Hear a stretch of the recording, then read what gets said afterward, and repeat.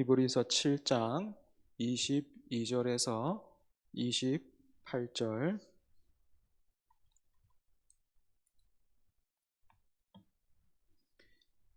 히브리서 7장 22절에서 28절 우리 다 같이 합독합니다.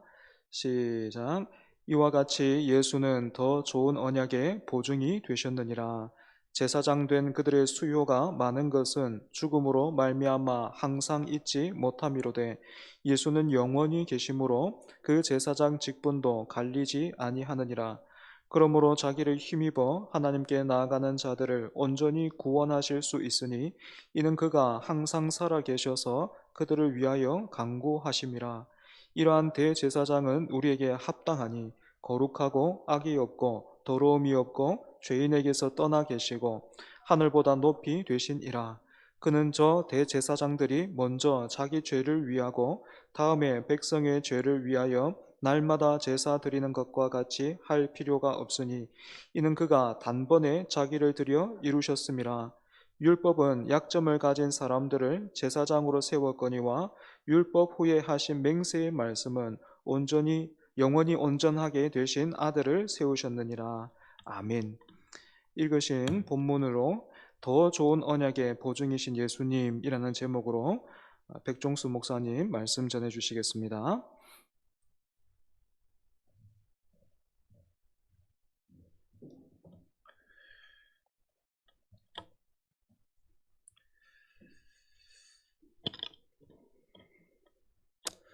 오늘 우리가 히브리서 7장의 이 후반부의 구절만 읽었지만 이 7장 전체를 다루면서 이 말씀의 은혜를 나누기를 원합니다. 어려운 본문이기는 하지만 이 단단한 음식도 성령께서 은혜 주심으로 우리에게 은혜와 복이 되고 또 이 어려운 세상을 또 믿음으로 살게 만드는 그런 능력의 원천이 될 수 있기를 주님의 이름으로 축복합니다. 오늘 히브리서 7장 앞부분에 보면 제목이 붙어 있습니다. 한번 보시겠습니까? 뭐라고 붙어 있습니까? 멜기세덱이라고 제목이 붙어 있지요. 아마도 이 자리에는요, 이 멜기세덱이라는 이름에 대해서 못 들어본 분은 없으실 것 같습니다. 지난주에 저희 중고등부에서 이 성경 퀴즈 대회를 했었는데요. 범위에 이 히브리서가 포함되어 있어서 제가 이 문제를 냈습니다. 예수님은 누구의 반차를 따르는 대제사장인가요? 제가 이렇게 주관식 문제를 냈습니다. 답이 뭐겠습니까? 당연히 답은 멜기세덱입니다. 우리 학생들도 대부분은 멜기세덱으로 적었는데 그 중에는 이 벼락치기를 해서 잘 생각이 안 났는지 말기세덱 그리고 멜가세덱 이렇게 적은 친구들도 있었습니다. 아이들한테는 낯설고 생소한 이름이기도 합니다. 우리 성도님들은 이 멜기세덱이 누군지 알고 계십니까? 사실 많이 들어본 이름이고 잘 알고 있을 것 같지만 이 사람이 누굽니까? 했을 때 선뜻 자신 있게 설명할 수 있는 사람은 그리 많지 않아 보입니다. 그도 그럴 것이 이 멜기세덱이라는 인물은요, 구약 성경 전체를 통틀어도 창세기 14장에서 한 번, 그리고 시편 110편에서 한 번 등장하고 있습니다. 그러니까 딱 구약 성경에서 두 번밖에 등장을 하고 있지 않지요. 그렇기 때문에 우리에게는 이 사람에 대한 정보가 별로 없습니다. 이 사람을 알기 위해서 창세기 14장, 먼저 등장하고 있는 이 창세기 14장의 내용을 살펴보면 아브라함의 조카 롯이 이방 왕들에게 사로잡혀 갔을 때에 아브라함이 그 왕들을 쳐부수고 돌아옵니다. 그때 창세기 14장 18절이 이렇게 기록을 하고 있는데요. 살렘 왕 멜기세덱이 떡과 포도주를 가지고 나왔으니 그는 지극히 높으신 하나님의 제사장이었더라. 그렇게 기록을 하고 있습니다. 그리고 이어지는 본문에서 멜기세덱이 아브라함을 축복합니다. 이 내용이 오늘 히브리서 7장 첫 단락에도 기록되고 있는데요. 이 멜기세덱은 살렘 왕으로 지극히 높으신 하나님의 제사장이고 여러 왕을 쳐서 죽이고 돌아오는 아브라함을 만나서 복을 빈 자다. 그렇게 기록하고 있습니다. 뿐만 아니라 아브라함이 11조를 드린 사람이다. 그렇게 설명을 하고 있습니다. 그러면서 그 이름을 해석하고 있는데요. 먼저는 의의 왕이요. 그 다음은 살렘 왕이니 곧 평강의 왕이요라고 하면서 이 멜기세덱이라는 사람에 대해서 우리에게 정보를 던져주고 있습니다. 그렇게 멜기세덱을 소개하고 있는 것이죠. 자, 그런데 이 사람이 좀 특별한 것이요. 7장 3절에 보니까 이 사람은 부모도 없고 족보도 없고 시작한 날도 생명의 끝도 없어서 하나님의 아들과 닮아 항상 제사장으로 있느니라. 그렇게 이야기를 하고 있습니다.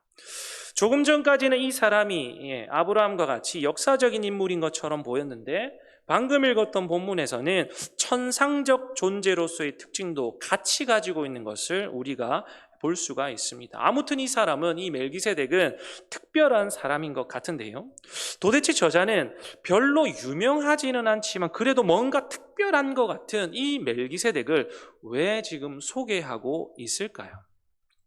이것을 이해하기 위해서는 배경을 좀 알아야 될 텐데, 이미 언급드렸듯이 지금 저자가 이 목회적인 권면을 하고 있는 대상은요, 1세기 히브리 유대인들입니다. 이들은 그리스도의 복음을 듣고 회심한 사람들이지요. 그런데 이 사람들이요, 안팎으로 신앙의 위기를 당합니다. 외적으로는 로마라고 하는 거대한 제국의 핍박이 있었고요. 또 내부적으로는 동족들로부터 유대교로 다시 회귀하라, 다시 돌아오라라고 하는 그런 유혹과 압박을 받았습니다. 실제로 믿음이 흔들리는 사람들도 존재했었습니다. 우리가 이미 함께 나눈 부분입니다. 유대인들이 히브리 독자들에게 옛 언약, 다시 말해 율법이 다스리는 옛 언약으로 돌아오라, 그렇게 유혹을 했었던 것이죠. 여러분들 옛 언약 하면 무엇이 떠오르십니까? 옛 언약 하면 아브라함이나 모세 같은 사람이 제일 먼저 떠오르죠. 그리고 율법이 떠오릅니다. 우리가 잘 알고 있듯이요, 율법으로 말미암는 구원은 실패했습니다. 하나님이 실패하신 것이 아니라요, 사람이 그 일에 실패를 한 것입니다. 사람은요, 율법을 다 지켜서 구원받을 수 없습니다. 그래서 예수님이 이 땅에 오셔서 당신 스스로가 제물로 드려지심으로 율법이 가지고 있는 그 한계를 초월하여서 은혜로 말미암는 구원을 저와 여러분에게 허락해 주신 것입니다. 우리 예수님 때문에 옛 언약의 시대는 저물고 새 언약의 시대가 시작된 것입니다. 그런데 이미 그 새 언약의 시대에 동참했고 그 은혜를 맛본 사람들이 다시 퇴보하는 길을 걸으려고 하니까 저자가 보기에 답답하지 않았겠습니까? 어떻게 해서든 이 목자의 마음을 가지고 저들을 새 언약의 시대에, 이 새 은혜의 시대에 머물게 해야 했습니다. 저자는 이미 히브리서 시작 때부터 천사를 등장시키고 또 모세를 등장시키고 여호수아를 등장시키면서 그들과 비교하여서 예수 그리스도가 얼마나 우월한지 대해서 강력하게 독자들에게 호소를 했었습니다. 오늘도 마찬가지죠. 저자가 멜기세덱이라고 하는 조금은 낯선 인물을 등장시킨 이유는요, 이 멜기세덱이라는 인물은 예수 그리스도를 상징하는 모형적인 인물인데 이 사람이 아브라함보다 높은 사람이라고 하는 그 사실을 알려줌으로써 결국에는 멜기세덱이 예표하고 있는 이 예수님이, 예수 그리스도가 아브라함보다 또 모세보다 훨씬 높은 더 좋은 분이라는 것을 나타내려 했던 것입니다. 저자의 이런 의도와 목적을 알고 오늘 본문을 좀 살펴볼 텐데요. 4절 말씀을 보십시오. 첫 단락에서 멜기세덱이 누군지에 대해서 설명한 저자가요, 4절에서 독자들에게 이 사람이 멜기세덱입니다, 얼마나 높은가를 생각해보라, 이렇게 도전하고 있습니다. 저자가 주장하는 논리는 이것입니다. 아브라함이 멜기세덱에게 11조를 드렸습니다. 멜기세덱은요, 아브라함이 드린 11조를 취했고요, 아브라함을 위해서 복을 빌어 줍니다. 그러면서 논란의 여지 없이 낮은 자가 높은 자에게 축복을 받는 것이다 라고 저자가 말을 하고 있습니다. 이런 이유 때문에 저자는 분명 멜기세덱이 아브라함보다 높다라고 그렇게 주장하고 있는 것이죠. 여기서 저자는요, 이야기를 아브라함에게서 그치지 않고 그 범위를 아브라함의 자손인 레위에게까지 확장시켜 나가는데요, 아브라함이라는 사람은 이스라엘 민족의 대표라고 할 수 있겠습니다. 때문에 아브라함이 멜기세덱이라는 사람에게 10분의 1을 바쳤다고 한다면 그의 허리에서 나는 자손들도 아브라함을 통하여서 멜기세덱에게 11조를 드린 것으로 볼 수 있다라는 것이죠. 그러면 저자의 이런 주장의 이 논리상 누가 높은 겁니까? 당연히 아브라함보다는 멜기세덱이 높은 것입니다. 그리고 그의 후손 레위보다도 멜기세덱이 높은 것이죠. 그러면서 저자는 이 논리를 통해서 자기가 하고 싶은 말을 확장해 나가고 있는데요. 사실 저자는요, 이 멜기세덱이 아브라함보다 높다, 그리고 레위보다 높다, 단지 그 이야기를 전하기 위해서 지금 말하고 있는 것이 아닙니다. 11절 말씀을 한번 보십시오. 레위 계통의 제사 직분으로 말미암아 온전함을 얻을 수 있었으면 백성이 그 아래에서 율법을 받았으니 어찌하여 아론의 반차를 따르지 않고 멜기세덱의 반차를 따르는 다른 한 제사장을 세울 필요가 있느냐. 11절에서 이렇게 얘기를 하고 있는데요.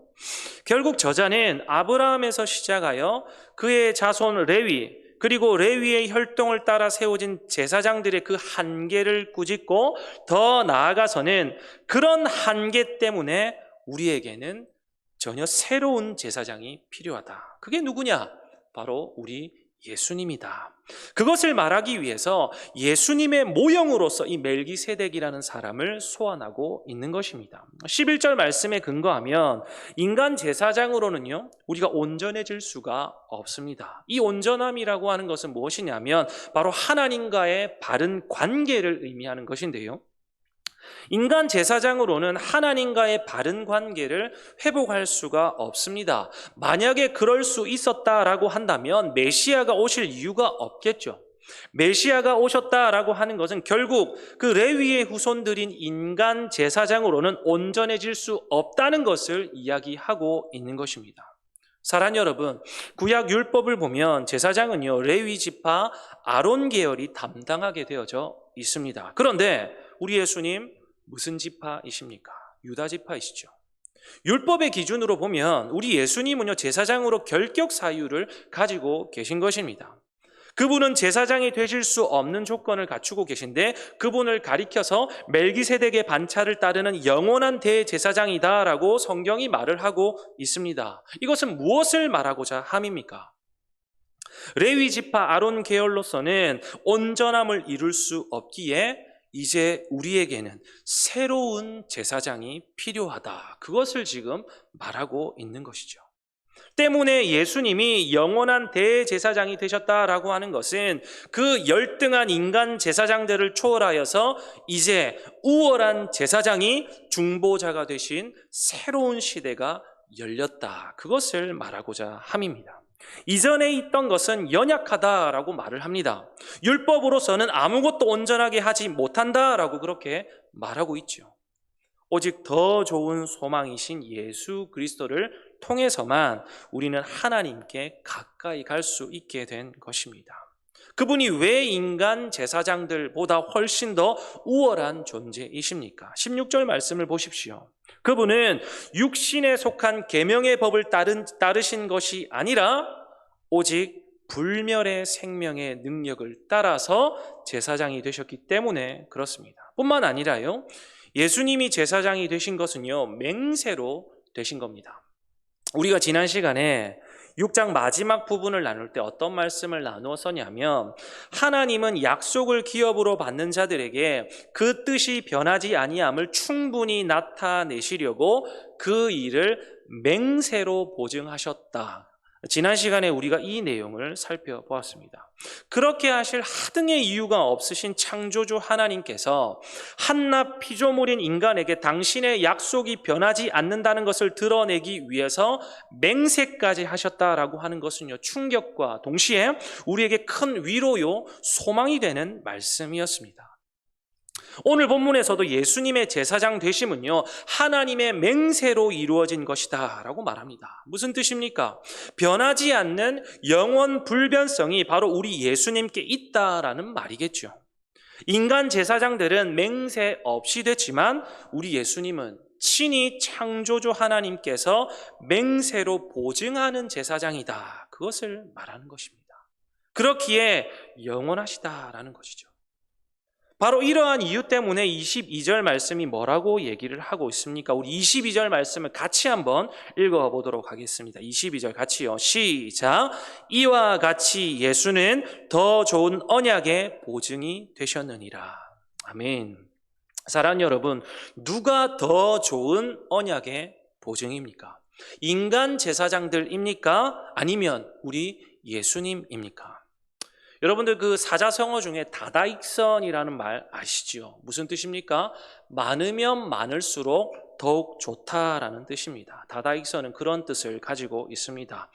돈은요, 많으면 많을수록 좋지요. 돈뿐만 아니라 지식도 많으면 많을수록 좋지 않겠습니까? 그런데 인간 제사장이 많으면 어떻겠습니까?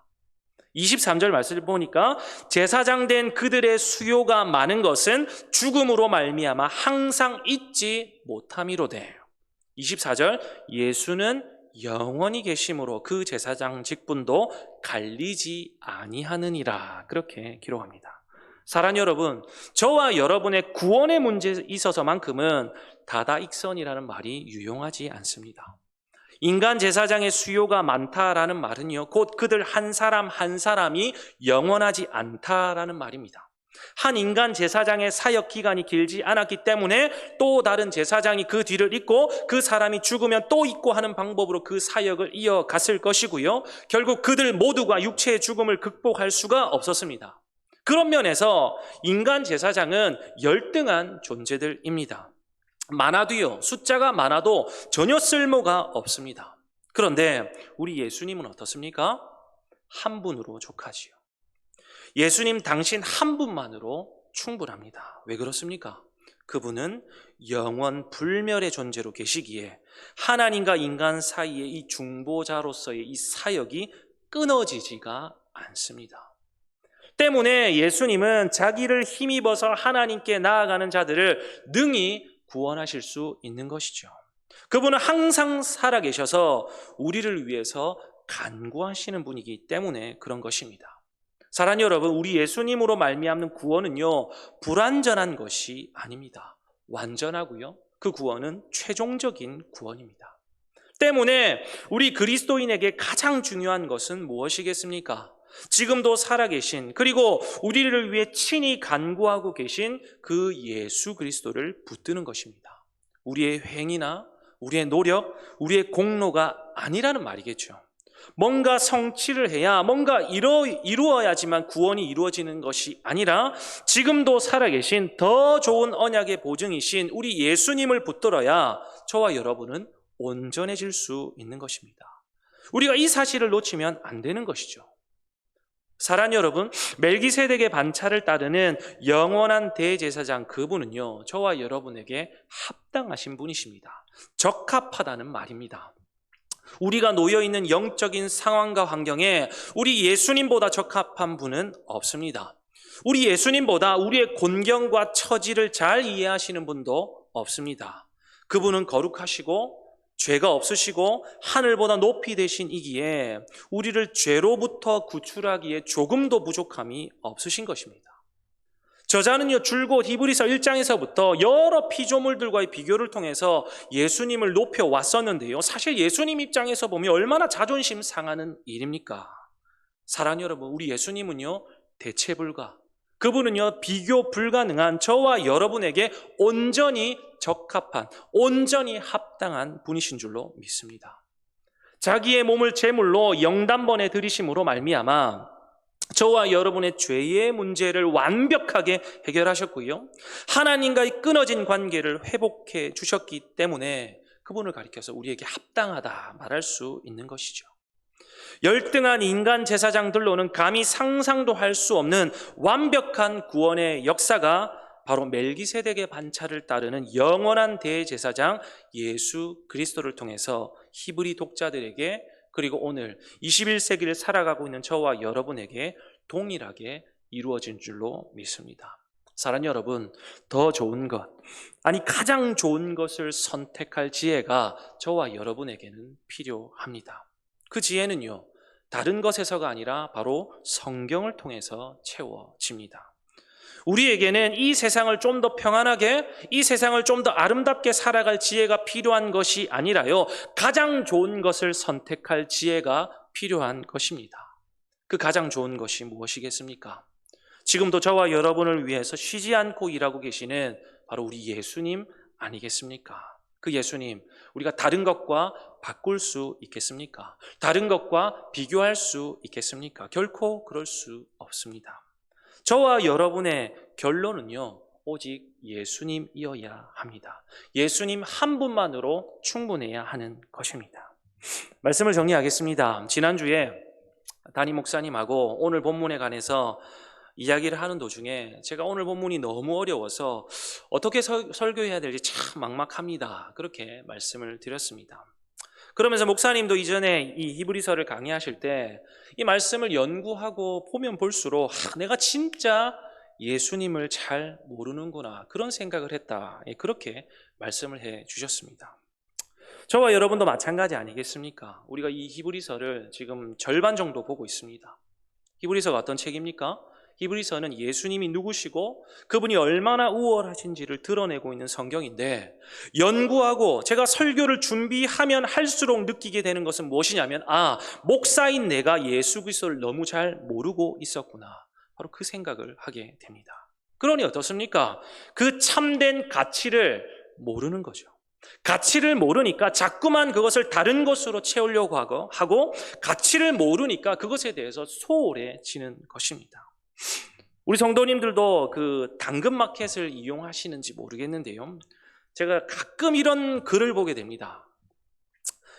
어떤 글이냐면, 우리 남편 물건인데 남편이 얼마에 산지 모르겠어요, 그냥 집이 좁아서 헐값에 내놓아요, 얼른 가져가세요. 이런 글을 종종 보게 됩니다. 제가 그 글을 보면, 그 물건을 사진으로 보면 이분 남편이 알면 큰일 나겠다 싶습니다.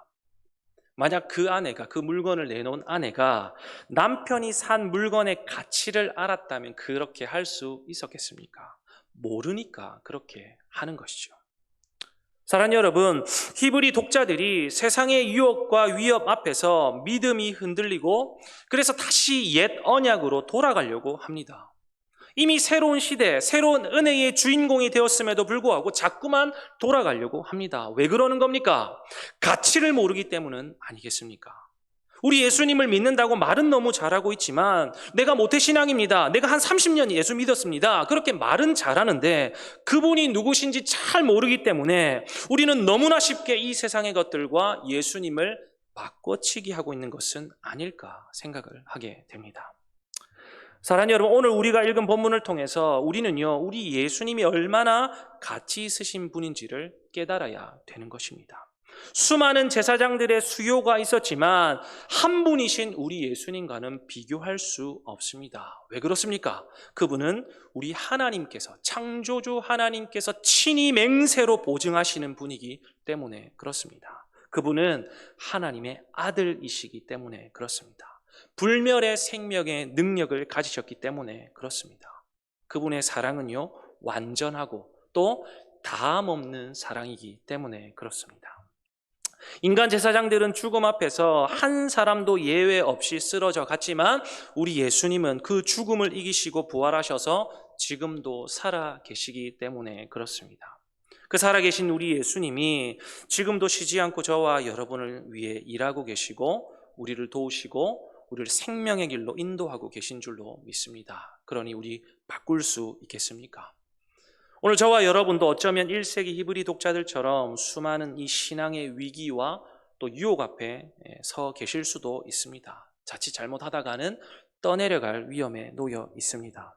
세상 사는 거 참 쉽지 않고 또 들려오는 소식들이 우리의 마음을 낙심시키고 두렵게 하기에 충분합니다.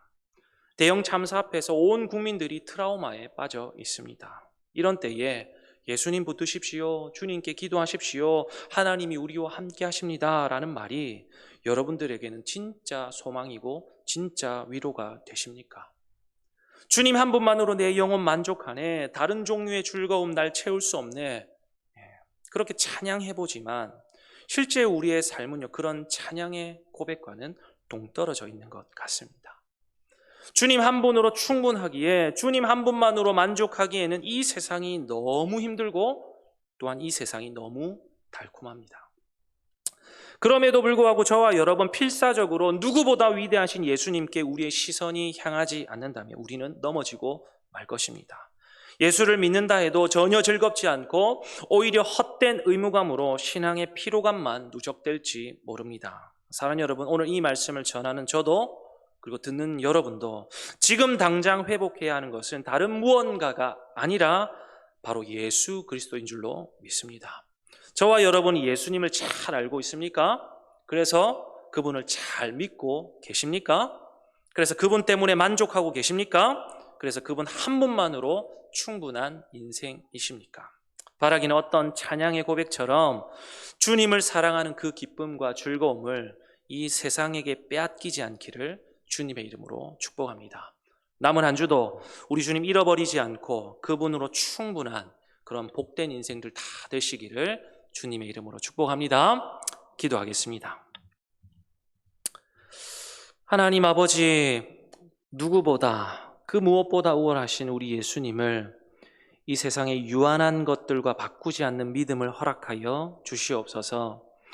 이 세상의 잠깐의 유혹에 속아 우리 주님을 빼앗기지 않도록 우리 믿음을 붙들어 주시옵소서. 하나님, 참으로 온 나라가 슬픔에 빠져 있습니다. 이 나라를 긍휼히 여겨주시고 특별히 슬픔 당한 자들을 주님께서 위로하여 주시옵소서. 바리새인들처럼 비난하고 정죄하는 대신에 함께 울고 함께 기도할 수 있는 은혜를 허락하여 주시옵소서.